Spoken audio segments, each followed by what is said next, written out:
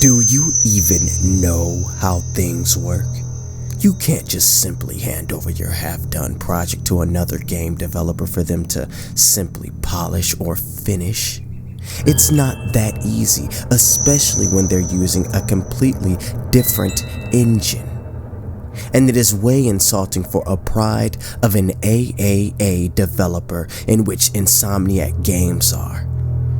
Can't believe you look at them like some cheap developer to do others' dirty work.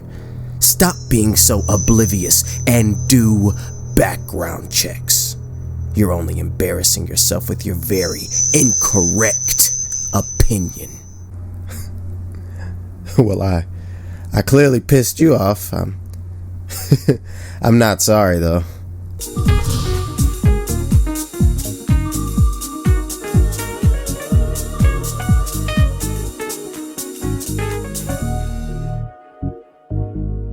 Hello everybody, it is I, Venom 2 million, and I am making a video like this. Don't get used to it. I'm just doing this because it's more convenient, because I don't want to put clothes on and stuff. I'm not to say that I'm doing this butt naked. I mean I could be. You wouldn't know because you can't see me. Unless you're looking through my webcam right now, which you're not.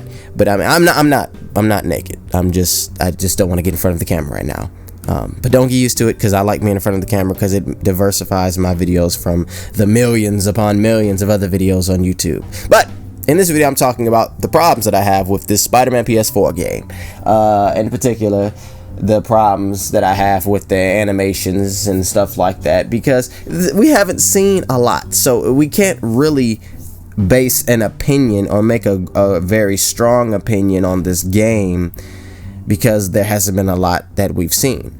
But from what we have seen, we can base an opinion. It can't be very strong, but we can have an opinion. You either like it or you don't. And I don't like it, clearly, and that pissed people off, which is hilarious. But it also did something that I was hoping it would do. It opened up this room for conversation and dialogue. In my video talking about my thoughts on it, I said, well, if you want to talk about it, if you have a question, you can leave it down in the comment section, or you can even leave me a video response. And somebody left me a video response. I'm so grateful for it. We got Bing Jimmy. He sent me a video in which he asked... The main part that Venom 2 million, hi, big fan, went on to talk about was the brief gameplay that we see. It was the web rushing and the web slinging and stuff. And my question is, what were you expecting in terms of the web slinging and the web fighting that would be better than that? Is there a better way to go about it? I'm really interested to hear, because I just think they're fine, I understand if it looks sort of just like a reskin of the Amazing Spider-Man games, and I can understand your concern, absolutely. They weren't very good games, were they? Where are those concerns coming from in the gameplay? I understand the concern about Insomnia just sort of being handed a game and sort of just changing it to look a little bit prettier, adding some better graphics or whatever, because it does look pretty reminiscent. And as you said, this trailer doesn't really show too much. It shows a lot of jumping around, isn't it? A couple explosions, it's quite cool. You said it looks like Spider-Man 2. The Amazing Spider-Man 2. You're probably right. We'll just have to wait and see. But thank you very much. That lovely video, I'm a big fan. Love your stuff. That was my response and question to you. Have a good one. Thank you, Bing Jimmy, for your question and for asking it in the form of a video response. That's awesome. But before I answer it, I want to showcase the video that was released by Beanox before the Amazing Spider-Man 2 came out. It was their gameplay developers walkthrough.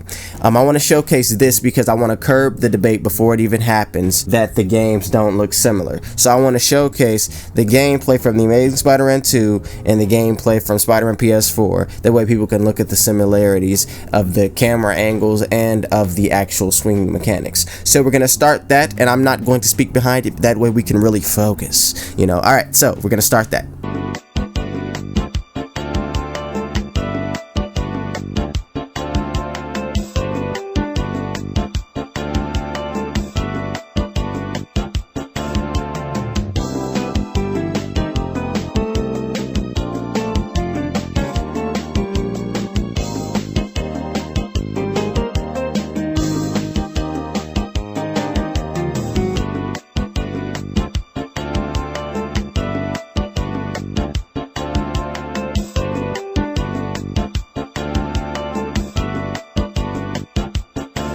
So you can see from the camera angle, it's extremely similar to the Amazing Spider-Man 2. We can also see the animation, the form in which he takes when he's swinging, and even when he's done swinging, he goes into that same pose like he's about to web swing again, which is very similar to the Amazing Spider-Man 2. Now, for Being Jimmy's question, his question is, well, what's wrong with the Amazing Spider-Man 2 swinging? And Being Jimmy, in your video, you said that you had never played Spider-Man 2. You've seen Spider-Man 2 gameplay. You've seen Ultimate Spider-Man, and that you think that you've played Spider-Man 3. So I'll tell you the issues that I've had with the Amazing Spider-Man swinging mechanics. Now, I know this is going to be really confusing, and I am going to have a hard time putting this into words because it's more of a feeling and it's hard to describe this feeling. But the issue that I've had in the Amazing Spider-Man games is that the web swing is animation based. It's not physics based. When he web swings, it appears as if the webs attach to the buildings. And it appears that way because the camera is so close to Spider-Man's back. So you can't necessarily see whether or not they are attached to the buildings. All you see is the webs veering toward an angle and Spider-Man moving forward. Now, when you look at the previous Spider-Man games, I'm talking about Spider-Man 2, I'm talking about Spider-Man 3, I'm even talking about Ultimate Spider-Man, Web of Shadows.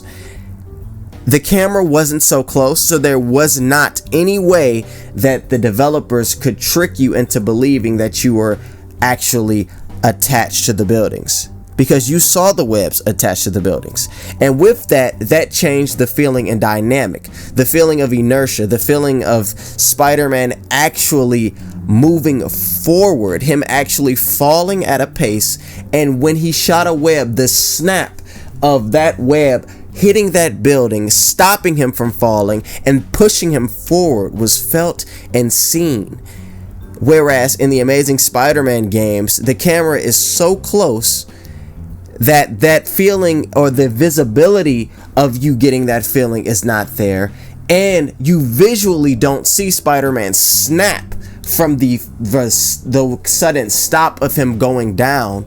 You just see a movement, a push of him going forward, which is different from the previous Spider-Man games, which is different from how I would perceive, I mean, I've never gone web swinging, but how I would perceive web swinging actually is. In the previous Raimi films, you saw how Spider-Man would swing. Even in the Amazing Spider-Man films, you saw how he would swing. It was very physics based because that's not a video game, because it's rooted in the real world. But the previous Spider-Man games, to me, gave that feeling of being pushed because of gravity, because of speed, not because of animations, not because of it needs to look a certain way. There's a video that I'll link in the description that I really think everybody should check out. And in this video, this person, Captain Sam G, he really goes over the swinging and what he wants from swinging and what he wants from a Spider-Man game. It's more so gameplay-esque. It's not necessarily story-based. It's kind of gameplay-esque. And it's similar to what I stated in my previous video, the perfect Spider-Man game, and not by previous I mean like video from like 2 years ago, but it's a little bit more detailed and he has more facts. It really showcases the strengths that he feels were in the previous Spider-Man games, and I agree with him. So check out his video in the description and tell him Venom sent you. Now, I know someone's going to say this. They're going to say, well, how do you want him to swing? What animation do you want him to do? What pose do you want him to do, huh? How do you want him to swing? He's Spider-Man. Of course he's going to swing like that. Now, before you write that, I'm probably stopping you from writing it right now. I want you to think about the previous Spider-Man games. And I'm talking about Ultimate Spider-Man. I'm talking about Web of Shadows. I'm talking about Spider-Man 2, Spider-Man 3. When Spider-Man would swing, there would be different poses he would do, different movements he would do, different styles that he would swing with. Now, I'm not saying that's not in this game. That's not what I'm saying at all. Again, we don't know. We haven't seen a lot of it, so we can't possibly know until we see more. But what I am saying is that based on what I've seen now, the animation and the pose looks extremely similar to the Amazing Spider-Man 2 and 1, and the animation and poses in the Amazing Spider-Man 2 and 1 were quite limited. There were not a lot of poses and not a lot of animations that Spider-Man would do while he was swinging. So I want to transition over to the fighting now. Jimmy also asked a question regarding to the web attacks, the web strikes, the fighting. And the fighting system in the Amazing Spider-Man 2 and Spider-Man 1 was alright, but it didn't take any risk or any chances with creating something new. It tried to mimic the Arkham series. Now, the Arkham series has an excellent fighting system, but the reason why it is excellent is because as simplistic as it seems, it is complex. There are a number of different gadgets you can use, a number of different things that you can do while you're fighting that don't just pertain to pressing the square button for attacking and the triangle button for countering. And for the Xbox, the X button for attacking and the Y button for countering. There are a number of different things you can do that can change up how you fight within a fight. Spider-Man mimicked this system without adding the complexity of that system. So when you fought in the Amazing Spider-Man games, the fighting was literally limited to pressing the X button to fight, to punch on the Xbox, and pressing the Y button to counter. The web rush mechanic that was incorporated into the Amazing Spider-Man franchise is simply a lazy way of doing a web zip kick. A lazy way. In the previous Spider-Man games, you would web zip and then you could attack at the end of that web zip, which would do an attack similar to what is in the Amazing Spider-Man franchise. In this gameplay, there is a scene where Spider-Man web zips and has a takedown on the character that he is web zipping on. This looks exactly like the web rush mechanic, except for now it is a takedown instead of it just being a simple attack, which I am not a fan of. And I will mention the fact that this PS4 Spider-Man game shares the same scene in its trailer to the Amazing Spider-Man's trailer, with him running up a wall. Now, I get it. It's Spider-Man. He runs up walls. I'm being nitpicky, sure. But what I want to say is that every Spider-Man game, except for the Amazing Spider-Man franchise, in terms of the style, in terms of the mechanics, in terms of the animation, has looked different. Spider-Man 1 looked different from Spider-Man 2. Spider-Man 2 looked different from Spider-Man 3. Spider-Man 3 looked different from Ultimate Spider, from Web of Shadows. It looked different. Even the level-based Spider-Man games looked different. Sure, they shared some mechanics, but the mechanics looked different with the execution. What I am saying is that this Spider-Man PS4 game shares mechanics and the style of the previous Amazing Spider-Man games, because the Amazing Spider-Man games, both of them did not look different in terms of style and mechanics. This game looks like an updated version of the Amazing Spider-Man games. It even contains in the trailer a scene in which Spider-Man throws something at the enemies. This would happen in the Amazing Spider-Man franchise. You go up to a trash can, it would glow purple, you press L1 or LB, and then he would throw it. Or was it RB? It was the web rush button. RB, R1. And he would throw the trash can or whatever at the enemies. This game looks similar to the previous Amazing Spider-Man games, and that bothers me because I did not like those games, because those games did not innovate. Again, I want to stress that I am not saying anything bad about Insomniac Games.